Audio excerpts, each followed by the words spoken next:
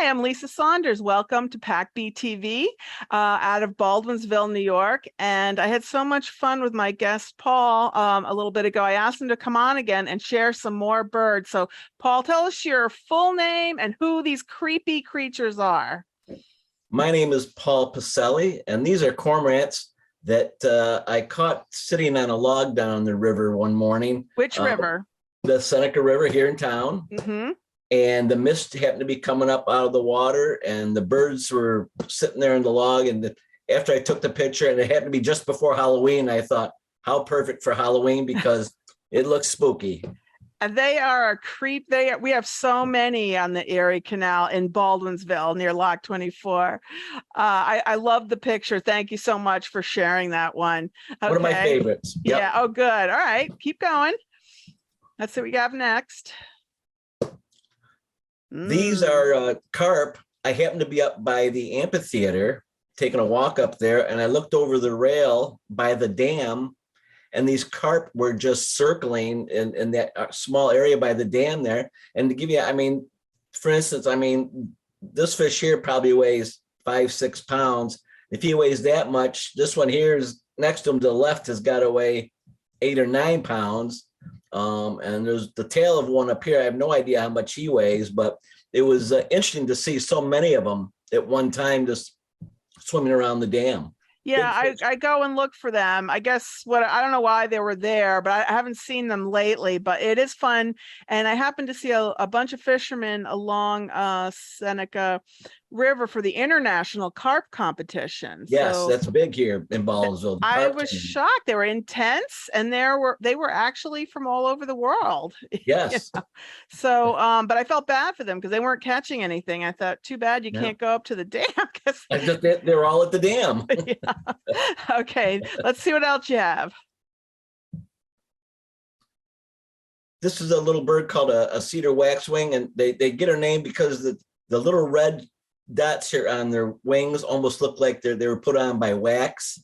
They eat berries, and I love the little mask on them and this crest. Such a pretty bird, real pretty bird. Now, how do you learn what birds are when you're on the river? What do you look? Do you have a little book, or what do you have? I've been out in the woods since I was, young, old enough to walk. So I know what most birds are. If I don't know one, I'm usually pretty surprised. Well, very pretty. I've never seen those there. They're there. You just have to look. See, and that's why I take the pictures to tell people it's there. You have to look. All right, next. There's a little bird called a killdeer. You see them along the river. You also see them in open fields. They like to lay their eggs amongst gravel and stone, which is why they'll also sometimes lay eggs up on stone roofs. One of the interesting things about killdeers is that if a predator approaches the nest or the eggs, the mother will fake like she has a broken wing and start squawking to draw the attention of the predator away from the nest. Oh, this is so amazing. How would you even know that? I guess some behaviorists or whoever they're called must have been watching this happen. Wow. Yeah. And another thing is that little red eyeliner. I never knew they had that until I got a picture of them and took up close. But and they get their name from their from the sound they make. And please don't ask me to try and do it. Okay. Wow. All right. Thank you. Next. Now, remember the cormorants in the spooky picture? Well, I caught this one coming up out of the water. Now, they typically swallow their meals whole. I've got a feeling that this one didn't quite make the dinner, but I think he bit off more than he could chew, and he'll find this one just a little too hard to swallow. Do you think, because I see them go down and under the water, and then I don't see them come up for a while, and I never see them with a fish in their mouth. That's because they try to swallow it while they're down there? They try to swallow it down, or as soon as they come up, because if they don't, the seagulls will be all over them and try and steal it from them. Oh, okay. Have you ever seen a seagull steal away a fish from a cormorant? Oh, yes. Oh, yes. Okay. Yeah. All right. So you see the struggles that go on there. I've seen blackbirds take fish away from osprey. Really? Yes. They're not that big, right? Or No, they're not. They're wow. not. Yeah, Because that's there's really so many birds by the dam at Lock 24. I mean, just yeah. such a colony of mostly what terns, cormorants. Cormorant, yeah. That's the big thing, and ducks. Yeah, and geese, not geese at the, they don't seem to be there at the falls really, but No, not so much. and then of course the blue heron. All right, keep going. That's what's really amazing that we can see eagles here all the time now. I tell you, I don't know how many other villages there are that can say they see the wildlife that we do right in town. And Right. you don't have to go off the beaten path. You don't have to drive a long ways away. You can sit in your car and see eagles right here in town. And I think we are so blessed to have the situation, that the way we do, and the environment that we have here in town is so special. Yeah, because it's not hard to get parking, and you can be in a wheelchair, plus a stroller. It's just have your ice cream and walk around and see all of this. It's just amazing. Yeah. Thank you for capturing it. You go out. I've seen you in the mornings, but not real early. What time do you usually get there? If you had your preference, what time would you get there? My preference would be like 8 or 9 o'clock, but I try and keep an eye on when I see them, and try and make record of, what time of day the birds are coming, because sometimes it'll change sometimes. So What do they think of daylight savings time? Can you tell? no, that doesn't make much difference to them. It just means that I have to get out an hour earlier. Yeah. All right, next. Now, you may recall that last time we spoke, I told you of a seagull that had a band on its leg. And I dug out the picture, and you can easily see here 25M, green band. And I did some research, and there's actually a website called reportband.gov. And I contacted them, and they asked me to send them this picture. So this is the very picture you sent them? Yes. Mm-hmm. Yeah. So I sent them this picture so they could get the information from it. And after sending them the picture, they were, and I'll show you here, kind enough to send me this certificate. And this tells you the band number, the type of bird, approximate age of the bird, where it was banded. And I don't speak French, I looked it up, and that's a small island in the St. Lawrence River in Quebec. Oh my goodness. Oh, even the latitude and longitude. Oh yeah. My gosh. Yeah. And you can see it's the University of Quebec at Montreal, Department of Science and Biology. And they put down here where I took the picture and the date.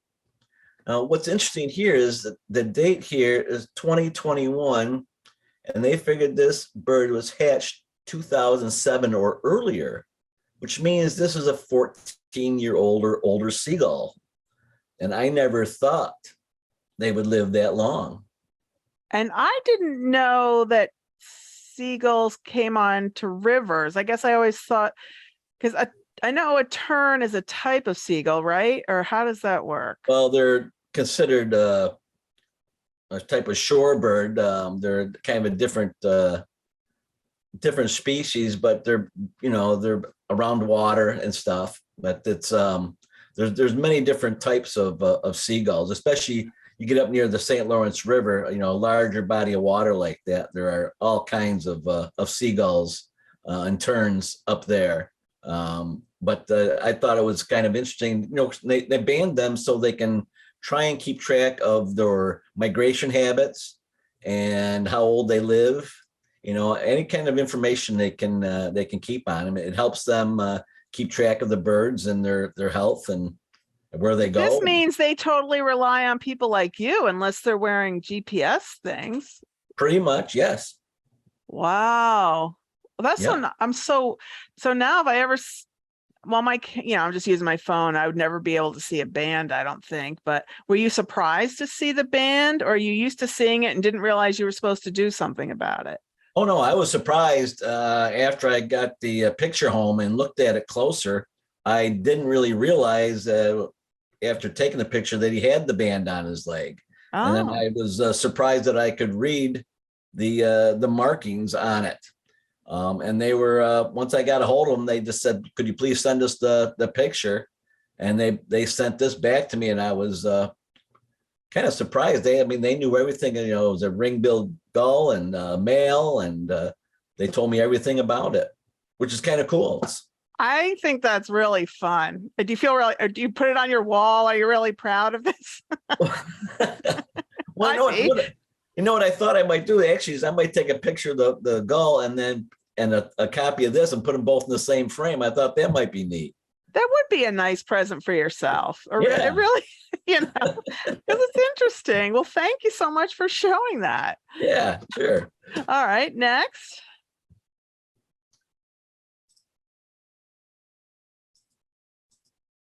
Hold on here.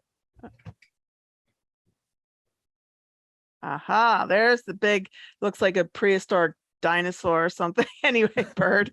That's Okay. the great blue heron. Mm-hmm.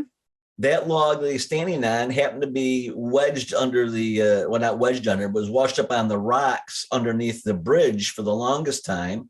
And a couple months ago, we had enough rain that it flushed it out of there, and now it's up on a sandbar about 100 yards down the shore from there.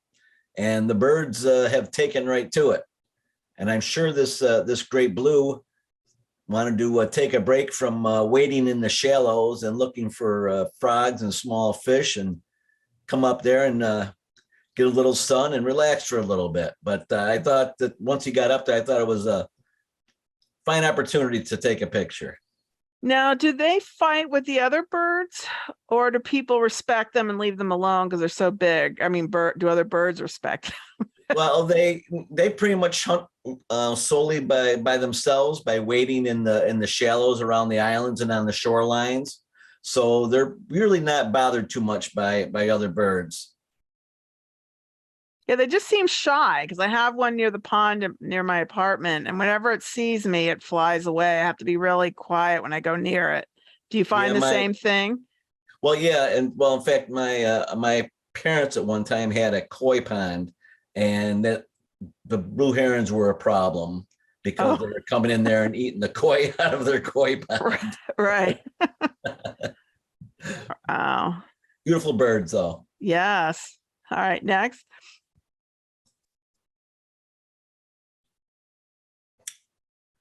Monarch butterfly. Okay, what's the story with it? Well, the story is that, and most people don't know, at least I wasn't that aware of it, that they are toxic Oh, for birds to eat, and they get the toxic comes out of the milkweed plant that the caterpillar eats before it becomes a butterfly, and mm, they strictly are on milkweed plants. And after eating the milkweed, they ingest this toxin. Once they become adults, this toxin is passed through them, and this bright orange color on the wings is to warn birds that, hey, I'm toxic.